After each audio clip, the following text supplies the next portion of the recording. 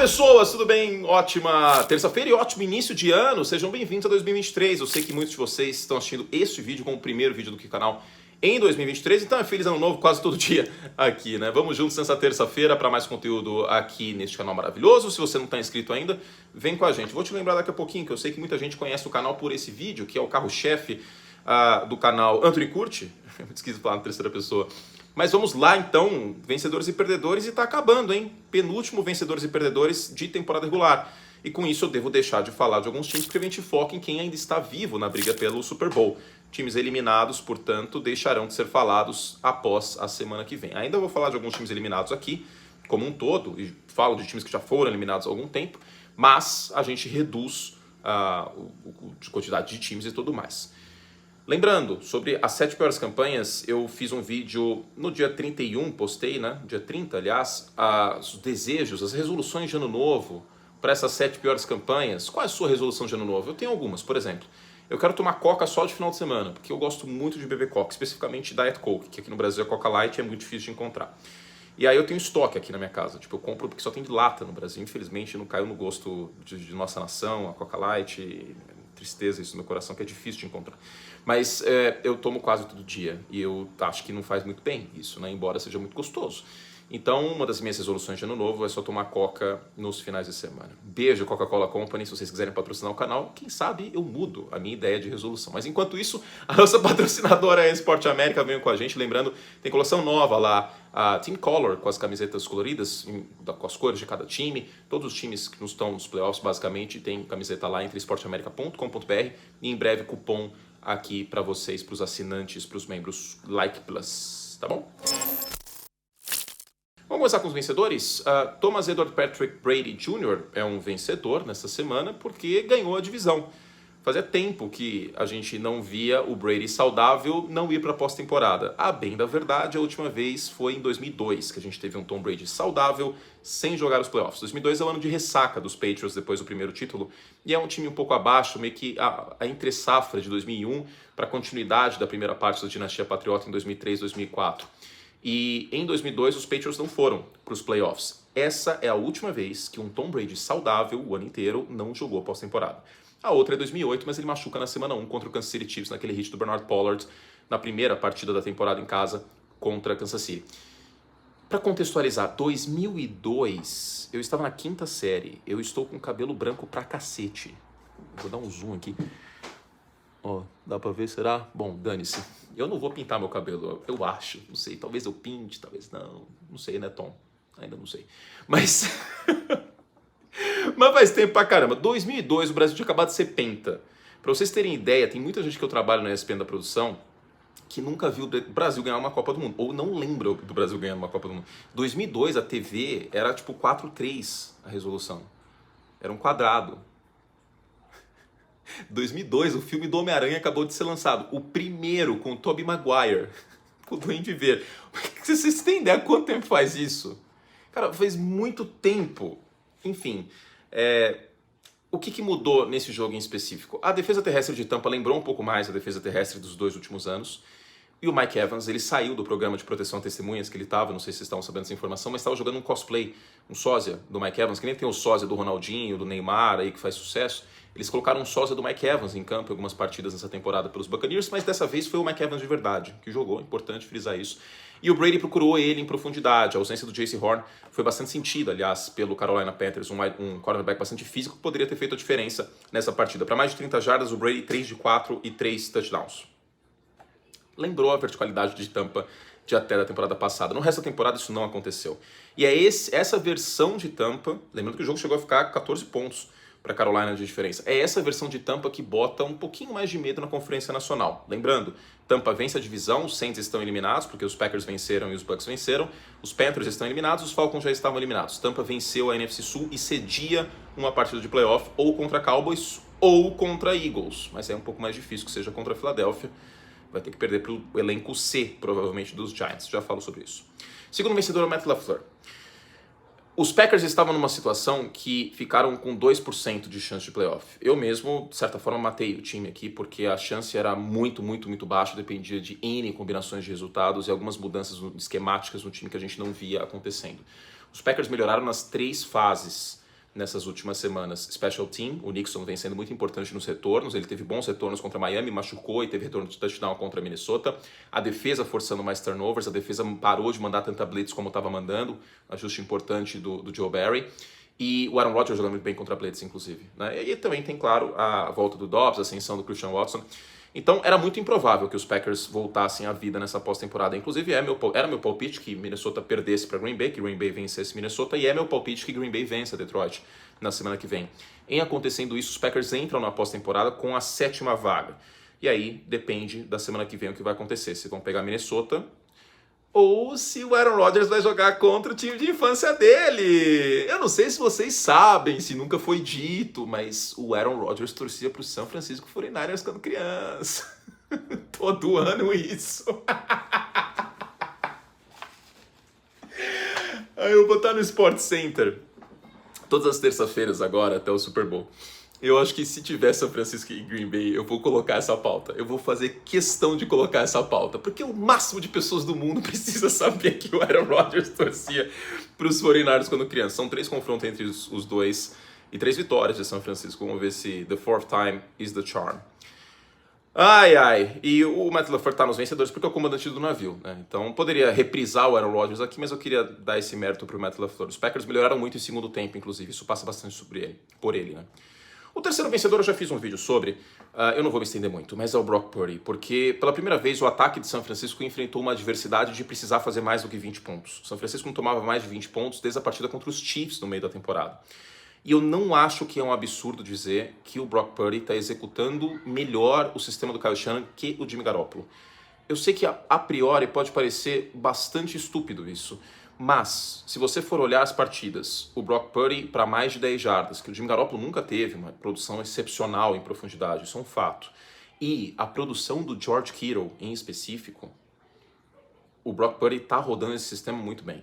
E São Francisco está colocando mais que 30 pontos no placar com frequência, coisa que não estava acontecendo com o Jimmy Garoppolo. Claro que tem um contexto que o Christian McCaffrey jogou mais com o Purdy, e o Christian McCaffrey é a alma hoje de São Francisco. Mas, por outro lado, o Deebo Samuel não está jogando. O Garoppolo tinha o Deebo Samuel e teve ano passado.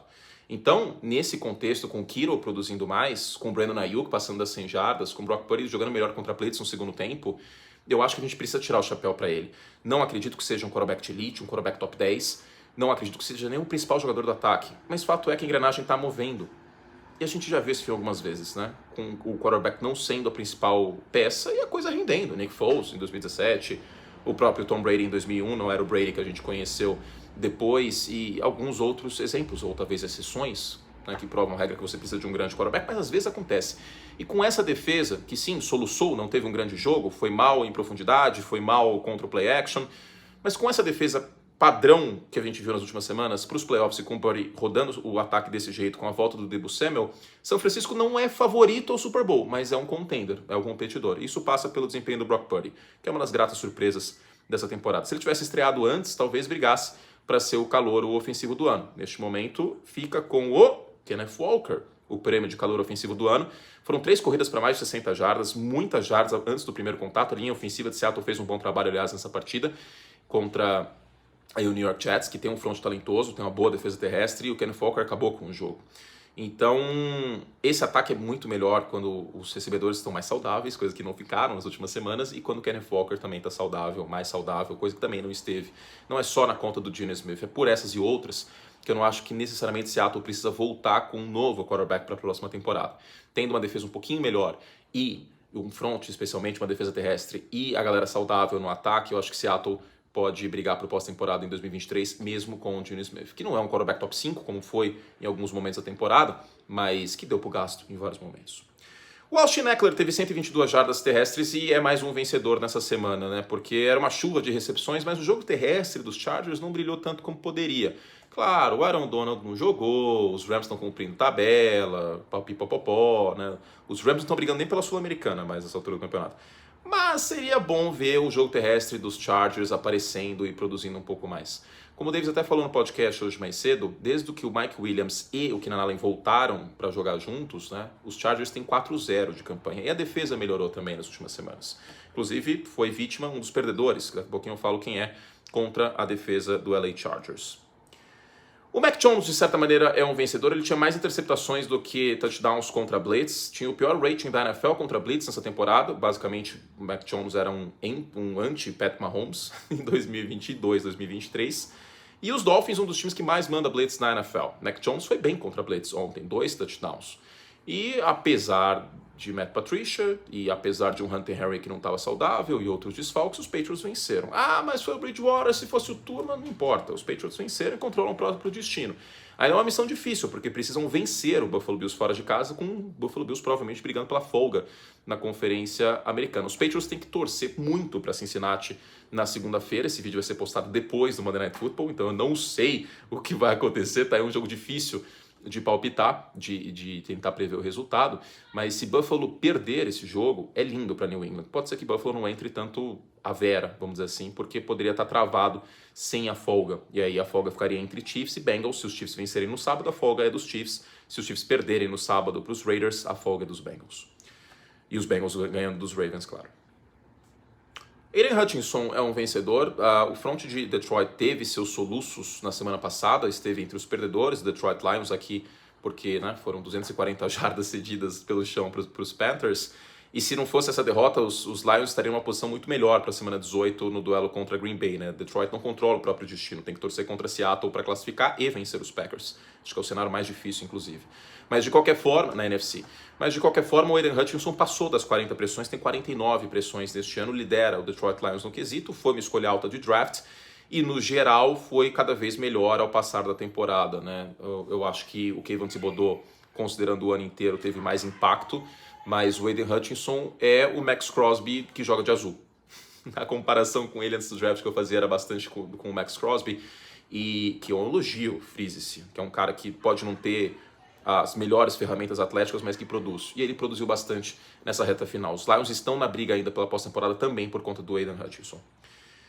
Daniel Jones é um vencedor, 91 jardas terrestres para mais de 10 jardas pelo NFL Next Gen Stats, 16 de 20, acabou com o Indianapolis Colts. Ah, mas foi Indianapolis Colts, não importa. Eu não posso usar 2 pesos, 2 medidas. Se eu falo que Minnesota precisa ganhar e convencer contra adversários fracos, eu não posso virar falar sobre o New York Giants que venceu e amassou um adversário fraco. Ah, mas é Indianapolis Colts, os caras estão tancando. Não, os Giants foram lá, fizeram a sua. Os Giants precisavam vencer para entrar na pós-temporada. Venceram. Primeira vaga em pós-temporada desde 2016 para o New York Giants. E para mais sobre o assunto, eu fiz o vídeo 5 motivos para os Giants voltarem com o Daniel Jones na próxima temporada. Eu acho que o Daniel Jones vai ser melhor do que é neste ano. Acho difícil. Talvez um pouquinho melhor com um corpo de recebedores melhor. Mas, nesse sistema do Brian Daboll, com uma continuidade, cara, é NFC East. Não dá para descartar o New York Giants com um elenco de apoio melhor. Eu, sinceramente, acho que os Giants podem mais com um quarterback mais talentoso que o Daniel Jones. O grande cenário hipotético é, imagine o Justin Herbert com o Brian Daboll nesse time dos Giants. Talvez seria um dos competidores ao Super Bowl. Talvez estivesse brigando pela divisão. Então, eu acho que pode mais. Mas, dito isso, é a melhor versão do Daniel Jones que a gente já viu. Não é só mérito do Brian Daboll. O Daniel Jones foi lá e executou o que pediu dele, assim como o Brock Purdy foi lá e executou o que pediu dele. Então a gente tem que sim elogiar o Daniel Jones, mas como eu falei, no caso do New York Giants, eu não acredito que pelas ferramentas do Daniel Jones passe muito disso do que a gente está vendo. E aí, só ir para os playoffs pelo Wild Card, eu acho que é pouco para uma franquia do tamanho dos Giants. Agora, o Derek Carr, uma possibilidade? Eu não sei, eu vou falar sobre isso em outro vídeo. Eu fiz uma brincadeira no Ano Novo, que o Jimmy Garoppolo já é o quarterback dos Jets na Austrália e o Derek Carr dos Giants, mas pode ser que nos Giants não seja verdade isso. Agora nos Jets eu acho que o Garoppolo vai vir. Nono vencedor, cara, esse é um nome que eu não mencionei o ano inteiro, Trey McBride. Quem? Você lembra da época do draft que eu falei que a classe de tight ends era bem pobre? Então realmente não é a classe de tight ends que teve tanto impacto assim. Teve o Isaiah Likely que fez barulho na pré-temporada, o Bellinger nos Giants está sendo acionado vez ou outra pelo Daniel Jones.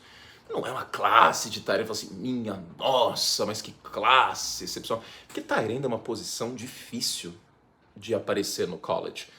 Porque muitos times sequer estão ligando para tight ends. Um Kyle Pitts é um a cada 10 anos que aparece, basicamente, cada 5, 6 anos que aparece. E o Trey McBride era meu tight end preferido dessa classe, considerando, claro, que não era um valor de primeira rodada, como eu bati bastante na tecla, mas teve 7 recepções para 78 jardas, foi o líder em recepções de um time que está afundando, que não vai voltar com o Cliff Kingsbury ano que vem. O Kingsbury não come ovo de Páscoa de jeito nenhum em Arizona, em Phoenix, em Glendale, enfim, em qualquer lugar de Arizona. Acho que ele não vai continuar morando lá, mas enfim. E o Trey McBride é um vencedor, porque finalmente o melhor prospecto de tight end da classe, que eu nem sei se foi o melhor tight end calor desse ano, talvez não, apareceu. Eu quis fazer uma menção importante para ele. Por fim, o Kenny Pickett é um vencedor. Não que Pittsburgh tenha feito 30 pontos, mas eu vejo certa evolução, eu vejo um pouco mais de conforto no pocket. Ele cortou aquelas interceptações de bolas forçadas que está batendo no início da temporada, e queira ou não, os Steelers estão na briga. Poderia sim colocar o Mike Tomlin como um vencedor, mas eu fiz uma imagem sobre o Mike Tomlin e tal, tá lá no Instagram, uma menção muito importante. Os Steelers com quarterback calouro, de uma classe fraca, Kenny Pickett não é nada extraordinário, vamos falar a verdade. Trocaram Chase Claypool no meio do ano, um dos principais wide receivers do time. Não tiveram TJ Watt por vários jogos. E estão na briga pelos playoffs. É um time muito bem treinado. Eu gosto muito do Mike Tomlin. Poderia colocar ele aqui como um plano B de vencedores. Mas eu queria colocar o Kenny Pickett para fazer uma menção muito importante. Até porque a defesa de Baltimore é boa, né? A defesa de Baltimore está tomando poucos pontos. Perdedores. O Joe Douglas é o primeiro perdedor. Joe Douglas é o general manager do New York Jets. E os Jets não estão na pós-temporada, estão eliminados porque o Joe Douglas errou na posição de quarterback. Se os Jets tivessem um quarterback um pouquinho mais competente, e não precisava ser tão mais competente, um Ryan Tannehill, por exemplo, talvez ainda estivessem vivos. Né? Ou quem sabe um Jimmy Garoppolo. Estariam vivos. O Zach Wilson atrapalhou muito o New York Jets. Até porque os Jets não podem mais passar os Patriots, por exemplo, porque perderam um confronto direto contra New England, muito por conta do Zach Wilson. O futuro do Zach Wilson no New York Jets eu acho que é basicamente inexistente. Não acho que ele volta para Nova York como titular. E é uma pena, porque esse time tem potencialmente o calor defensivo do ano, é um time que tem boas peças, que nem o Williams, o Garrett Wilson foi bem também, Breece Hall estava bem até machucar. Eu acho que com um quarterback mais competente, os Jets brigam mais ano que vem, mas precisam dessa posição. O Mike White tem jogos bem ruins fora de casa, não foi tanta surpresa esse jogo abaixo dele, porque em casa ele é um quarterback, fora de casa ele foi outro quarterback completamente diferente. Nerdola, minha amante. Graças a Deus, meu relacionamento com a titular, Kyle Shanahan, está totalmente maravilhoso, mas o Instituto Kyle Shanahan, inclusive, voando, né, coisa espetacular. Eu queria fazer uma menção, mas não abrir um parênteses. Eu sei que ele não vai ganhar o prêmio, até porque a defesa de São Francisco é o setor mais forte, e o DeMeco Ryans que chama a defesa, papapá. Mas o trabalho do Kyle Shanahan esse ano, com 3 quarterbacks diferentes, uma escolha de 7ª rodada. Mas tinha o McCaffrey, beleza, mas ele tá colocando esses caras em posição para fazer jogadas. O cara pegou a pior escolha do draft, pior não, né, a última escolha do draft, ele tá fazendo um quarterback competente. Ele não vai ganhar o prêmio de técnico do ano. Provavelmente o Brian Daboll também não vai, meu voto acho que seria o Brian Daboll. Deve ir pro Nick Sirianni, né, porque o Philadelphia tem tudo para ter a folga. E o Jalen Hurts melhorou muito de nível nessa temporada, mas assim, trabalho excepcional do Kyle Shanahan. Já o seu ex-assistente, o Mike McDaniel, nosso querido Nerdola. Que colapso inacreditável de Miami. Eu sei que nesse último jogo o Bradley Chubb machucado, o Terrell Armstead machucado, o Tua com concussão, aí o Bridgewater saiu no meio do jogo, entrou o Skylar Thompson, que parece mais nome de banda de rock inglesa dos anos 70. Mas não parece. Assim, quem que vai tocar na festa? A gente vai colocar um Sex Pistols, um Skylar Thompson, assim, uma coisa básica. O Nerdola fez o que deu, né? Mas esse ataque era one trick pony e tal, ele é também responsável. Sim, ele também é responsável. Eu não tiro isso. Mas com o Tua machucando várias partidas, o cara tendo que jogar com quarterback reserva em vários jogos. E os Dolphins perderam todos os jogos que o Tua não jogou pelo menos 50% dos snaps. Sem o left tackle titular. Sem o principal edge rusher do time, em tese, no papel. O Byron Jones não jogou esse ano. Ele teve que manter o coordenador defensivo do ano passado. Eu, pessoalmente, estou vendo como um erro isso. A defesa de Miami fora de casa é uma catástrofe, inclusive. Em meio a tudo isso, dá realmente para colocar só a culpa no Mike McDaniel? Eu acho que não, sinceramente. Eu realmente acho que não. Algumas condições não estavam no controle dele. E Miami pode não ir para a pós-temporada. E se for, é um time bem diferente daquela época que estava 8-3. Estava brigando pela divisão. Então é um perdedor. Assim, os Dolphins controlavam o próprio destino. Poderiam, com uma vitória, ter eliminado os Steelers, por exemplo. E agora os Dolphins estão pendurados essa última semana. Precisam vencer e torcer para Buffalo vencer o New England Patriots. O Josh Jacobs é um perdedor também, porque o cara lidera na NFL em jardas corridas e foi muito bem nessa temporada, ainda tem 12 touchdowns, foi um dos melhores running backs do ano e não vai para os playoffs. Não vai para os playoffs porque a defesa dos Raiders foi uma mãe várias vezes. Esse time tomou um monte de virada ao longo da temporada, perdeu agora o jogo na prorrogação contra São Francisco.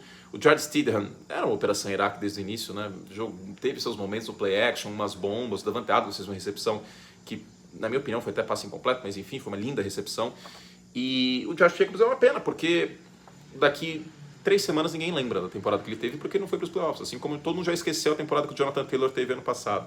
Então acaba sendo um perdedor nessa questão. O Sam Darnold é um perdedor também, porque ele não tinha nenhum turnover nessa temporada, ele teve altos e baixos nessa partida, e foi um turnover dele, um fumble dele, que acabou matando a partida de vez para o Carolina Panthers.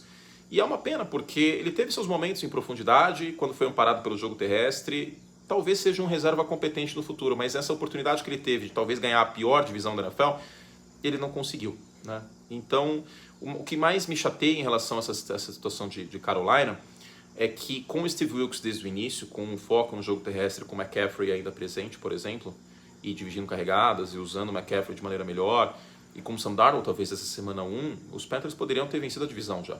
E acabaram perdendo nessa semana contra o Tampa Bay Buccaneers. É uma pena pelo Darnold, que era um prospecto que eu gostava muito na posição de quarterback, mas foram acontecendo coisas ruins e ele perdendo confiança. E agora ele restaurou a confiança e teve turnovers pela primeira vez da temporada, num jogo que ele não poderia ter, né? Relógio de pocket mandou abraço em alguns momentos. Jalen Hurts é um perdedor também, indiretamente. Por quê? Porque agora ele vai ter que trabalhar na última semana do ano.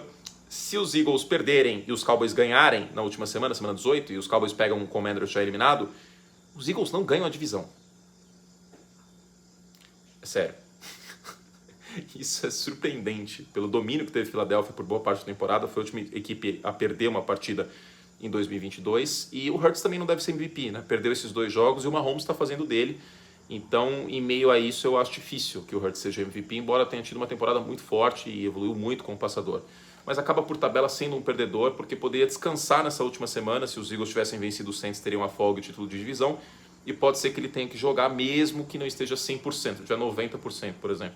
Vai ter que jogar contra os Giants, mas provavelmente os Giants, como já estão travados como seed 6, vão acabar descansando alguém ou não jogando o Saquon Barkley com 30 carregadas, por exemplo, né? O que seria bom para a Filadélfia.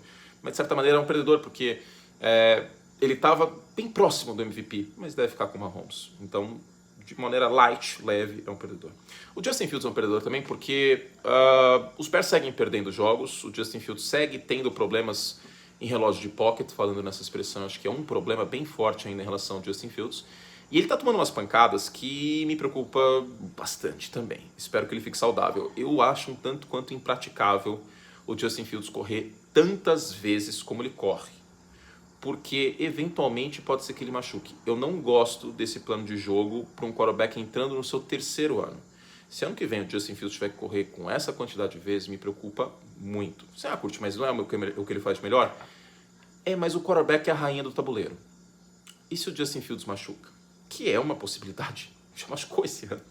Então, me preocupa bastante. Ele tem que melhorar como passador dentro do pocket, melhorar o relógio de pocket dele. Sim, ele precisa de elenco de apoio. Mas eu acho que é um perdedor nessa semana. Poderia ter machucado feio num lance contra Detroit. Quem machucou feio foi o Nick Foles. É um perdedor dessa semana. Talvez a gente tenha visto pela última vez o Nick Foles em campo. Tomou uma pancadaça do Kevin Thibodeau na costela. Imediatamente depois deitou no chão com dor visível. Teve uma interceptação horrorosa nessa partida contra os Giants. Ele passou muito fraco no flare do Landon Collins, interceptou. O passe dele foi extremamente fraco, ele tem mais força no braço. É um perdedor triste ver a carreira do Nick Foles terminando dessa forma. A carreira do Nick Foles está terminando. Isso acho que é mais do que um fato. Outra carreira como titular, que eu acho que está terminando, é o Carson Wentz. Eu queria muito entender por que o Ron Rivera voltou com o Carson Wentz, sendo que turnover por turnover, o ataque estava jogando um pouquinho melhor com o Taylor Heinicke, e eu acho que a melhor versão do Carson Wentz, ela é muito mais rara do que a melhor versão do Taylor Heinicke. E a pior versão do Carson Wentz é o Carson Wentz que tem os turnovers nos piores momentos possíveis. E as interceptações mais nojentas e, assim, terríveis possíveis. Ele teve, não uma, 2 interceptações em cobertura dupla nessa partida. Ele dinamitou o jogo para Washington com esses turnovers, basicamente. Não é como se o ataque de Cleveland tivesse feito um grande jogo. Taylor Heinicke teria vencido essa partida? Eu, sinceramente, não sei. Mais que não que para sim. Eu acho que o Washington tem que se livrar do Ron Rivera, o Washington tem que se livrar do Carson Wentz, tem que se livrar do Taylor Heinicke. Essa é a verdade. Mas o Carson Wentz teve essa oportunidade de derradeira final E os Commanders, que estavam numa posição, se vencessem as próximas partidas, iriam para a pós-temporada, conseguiram perder para Cleveland e aí, por combinação, foram eliminados. E por fim, o último perdedor é o Baker Mayfield. Eu queria fazer uma observação muito importante. O Baker Mayfield, ele engana muitas pessoas, porque o Baker Mayfield é um cara que, às vezes, ele aparece em jogos de prime time e ele tem o rótulo de ser uma primeira escolha geral do draft. Mas o Baker Mayfield, ele não tem consistência. O Baker teve um jogo bem pobre contra o Los Angeles Chargers e não é como se os Chargers tivessem a melhor defesa do mundo. Você, curte, mas ele não tem recebedor, etc. Não tem, mas também não tem consistência. Uma jogada e outra vai oscilando pra cacete. E aí é o que eu falo, que ele faz parte da família dos Brett Favre e da Shopee. Porque eles têm aquele quê, aquele carisma, aquela jogada, meu Deus do céu, que coisa bonita, hein? Aí depois tem um passe meio esquisito, um passe que cai no meio do nada, sem ninguém perto, às vezes uma interceptação estúpida. Baker Mayfield, Taylor Heinicke, Gardner Minshew, tudo Brett Favre da Shopee. Vamos parar de acreditar nisso, porque o problema é consistência. Esses caras não têm consistência. O Baker teve um último quarto bom contra os Raiders, mas ele não jogou bem o resto da partida. Ele não jogou bem contra os Packers. Ele não jogou bem ontem. Dar a chave da franquia para o Baker Mayfield hoje, eu acho que não é o ideal. Sinceramente, longe disso. E digo mais, eu prefiro hoje Jimmy Garoppolo, Daniel Jones, prefiro muito mais esses caras que o Baker. Assim, muito mais, sinceramente. É isso, meus queridos. Fizemos o que podíamos. Para mais conteúdo, assinem o Curtir Plus. Tem vídeos sobre o Minnesota Vikings, sobre o apagão que os Vikings tiveram de novo, né? Mais um apagão. Eu vou começar a chamar os Vikings de Taipu em 2001. Falando aí, a última vez que o Brady não foi para os playoffs, tá tendo apagão no Brasil. Não sei se vocês lembram isso. Em 2002 teve apagão, do nada acabava a luz. Teve racionamento, foi horrível aquela época. E que mais? Assim, sobre o Brock Purdy, sobre o São Francisco 49ers, vídeo para los miembros também. Ok? Outro aviso. Lives todas as segundas-feiras, agora até depois do Super Bowl. A última live depois do Super Bowl na segunda-feira. Toda segunda-feira é dia de live aqui no canal. Eu te espero de noite, mais ou menos 15 para 7. Te esperarei para lives. É isso? 15 para 7? Depende do horário do League. Pode ser que flutue, pode ser que seja depois do League. Mas segunda-feira à noite vai ter live aqui no canal. E vamos juntos agora. A produção vai aumentando. Semana que vem tem guia dos playoffs, tem muita coisa legal aqui. Tem um outro vídeo com chance de playoff nessa semana para você saber todos os cenários que ainda faltam para a última semana da NFL. A folga da NFC está aberta, a NFC East está aberta, como eu já falei. O segundo e o terceiro da NFC estão abertos, o quinto da NFC está aberto, o sexto New York Giants. O sétimo da NFC está entre Packers, Lions e Seahawks. O sétimo da AFC está entre Steelers, Dolphins e Patriots. Então tem alguns cenários aí para essa última semana e você vai conferir neste final de semana vídeo sobre, tá bom? Beijo carinhoso e a gente volta amanhã com mais. Tchau.